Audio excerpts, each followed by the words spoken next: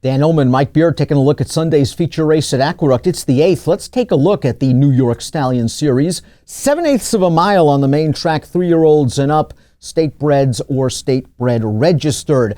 Nice even field. My Gold for the King, the number 4, 2-1 morning line favorite. Plenty of back class with this horse. He really seems to like Aqueduct. I'm curious to see where they have him on the Timeform US pace projector because he's pretty versatile. They have him in mid-pack. Bingster's got to show speed, I would think, from the inside post. The number 7 also expected to show some speed. That's Arthur's Hope. And really kind of the key is, where's my boy Tate going to be off the layoff?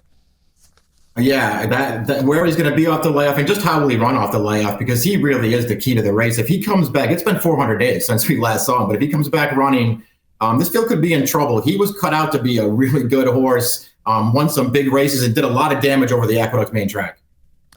As for Gold for the King, the number 1 Bingster really likes Aqueduct. 3 of his 5 lifetime wins over this surface. He is the speed nearest the rail, but he's kind of stepping up in class. That was a decent open 1X last time out. I didn't like the way he faltered in the stretch, although he did do a lot of work.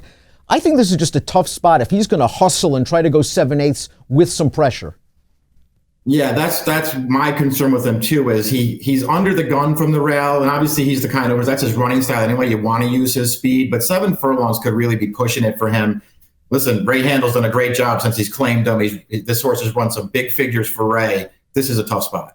Dark Money, the number 2, has won 3 out of his last 4 races for Rudy Rodriguez, including this 6.5 furlong event earlier in the meet. Listen, he's 2-5. He's on the outside. He got a very nice trip, prompting the leader from the 2 path. He takes over and asserts himself. 91 Beyer speed figure. A repeat of that effort, or even a slight move forward, puts him squarely in the mix.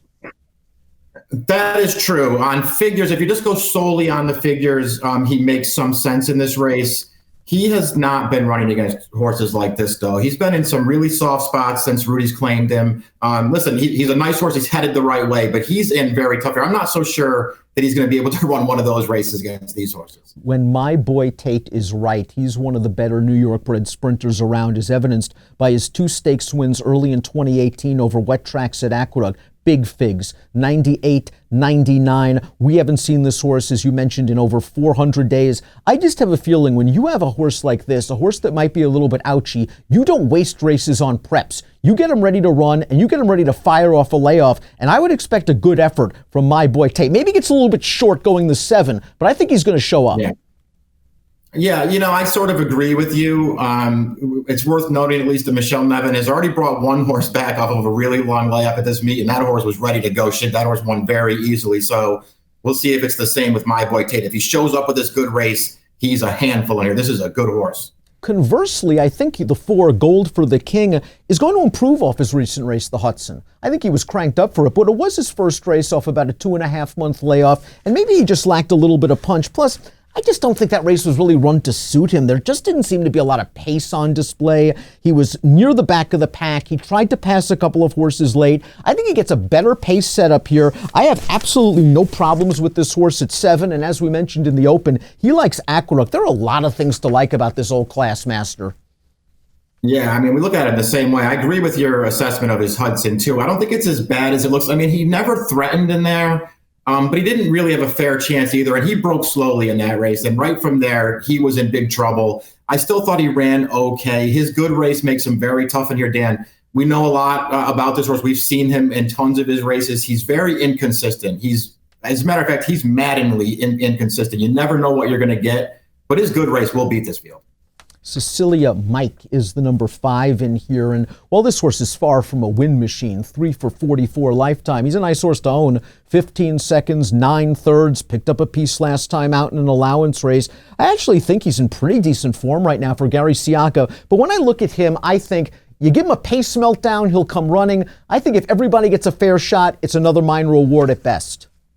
Yeah, that's exactly how I look at him, too. He's almost impossible to make on top, especially in a race like this, but you can use him underneath. He's outwon his odds plenty of times. He loves a fight, likes to win races. He's 11 for 34 lifetime. He was up close to that pace in the Hudson last time out. He finished 3rd. That was on the back of a victory with an 87 Beyer speed figure. Here's his effort in the Hudson. He's down towards the rail. He's got the lead right here. I thought he ran just fine, Mike. He just gets a little tired late. I thought he ran fine in this race too. He's just not quite good enough. The last time prior to this, they tried him in a stakes race was in the Morrissey at Saratoga, and it was almost the same thing. He ran really well. He just wasn't quite good enough. I think he's going to get a piece of this race too, Dan. I'm a big fan of his. I just don't like him that much on top in here. And of course, I'm blind. He was the number 2, pressing on the outside, finishing 3rd in that race, getting a little bit tired late. Arthur, so big buyer 2 back. 100 buyers speed figure at Parks, where it seems like they all run big buyers when they run off the screen. They ran him in the Hockessin against Altissimo, who's sort of the Mahoning Valley, Ohio bred wonder. That didn't work out. So he's going to have to deal with this race off a layoff. And I don't think that 100 buyer was a fluke, because you go back to some of his races at the Big A early in the year, he's capable of running a fast race, and he's got speed. I actually think if I'm Johnny V, I'm not worrying about the horse on the rail. I'm just going. Yeah. I agree with you. He's an underrated New York bred. The last time, as a matter of fact, they ran him against New York breds, it was over this track at this distance. He won with a 94 buyer speed figure. I think they will send him in here, and he makes a lot of sense in this race. I'm not against this horse at all. And he's won off layoffs in the past, and he's done well on a wet track in the past, and there might be some wet weather in New York this weekend. Casmania is the number 8, no match for a runaway winner last time out, and now winners of 2 other than company. Listen, they've tried him in stakes competition in the past. It just hasn't worked out. He might be a cut below.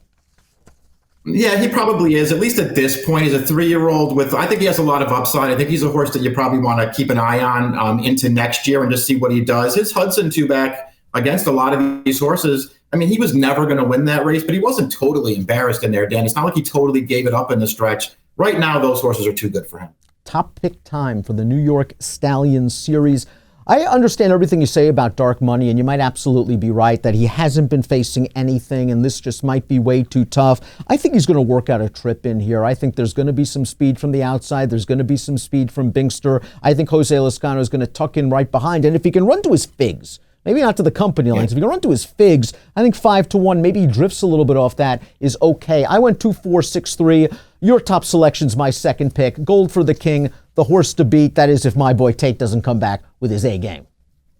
Exactly. I feel like I pick poor Gold for the King every time. It's probably just about time for me to get off him, but I'm going to give him one more chance here. Obviously, if my boy Tate runs, it'll be tough for him, but he fits really well in this race. Nice competitive edition of the New York Stallion Series. It is the 8th race at Aqueduct on Sunday, and it has an approximate post of 3:47 Eastern. Good luck.